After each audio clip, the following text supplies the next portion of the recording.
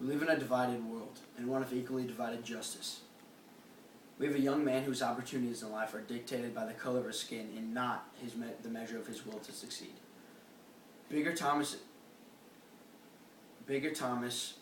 was raised in a fatherless home by a single mother on the south side of Chicago, where in the life of a young black man, opportunity and employment rarely exist. Black men in this situation usually chose a life on the streets or worse, one of crime. Bigger's family was one of a very poor financial condition and without the resource of a primary financial supporter.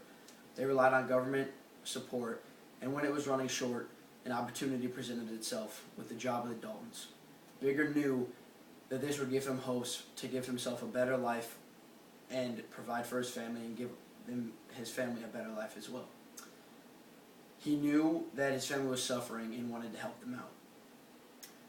Bigger's obligations were to drive the Dalton family around, and on the night in question, specifically instructed by Mr. Dalton to drive Mary Dalton to the University of Chicago.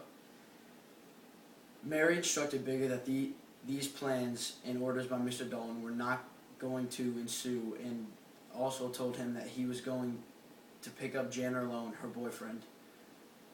After asking Bigger for a restaurant on his side of town, Bigger suggested a restaurant, and at the restaurant they consumed alcohol and continued to consume alcohol on the way home. Mr. Alone made a point that Mary was slumped in the back seat, and he was worried about whether or not she would be able to remain conscious. Arriving at the Dalton residence, Bigger had to assist Mary out of the car as she was not able to do it herself. He took her to the front, and she was making a lot of noise, and he contemplated going to get help, but knew that if he did this, he would betray Mary Dalton. He took her to the house. He took her inside the house and up to her room. Mrs. Dalton entered and noted the smell of whiskey on Mary's breath. She was muttering some noise, so Bigger placed a pillow over her mouth to quiet her because he knew if she was heard, she would get in trouble for coming home at this hour and drinking.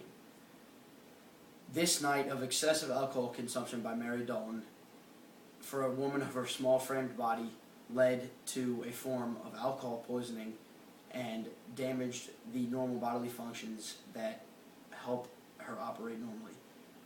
Bigger Thomas did in fact place the pillow over her mouth, but this was only to quiet her because he knew she would get in trouble.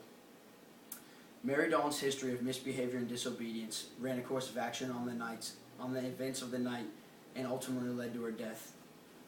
I urge you to look at the evidence presented and the history of Mary Dalton's misbehavior and disobedience and the path she was leading herself down from the beginning. I urge you to find Bigger Thomas not guilty of murder in the second degree and not guilty of all charges. Thank you.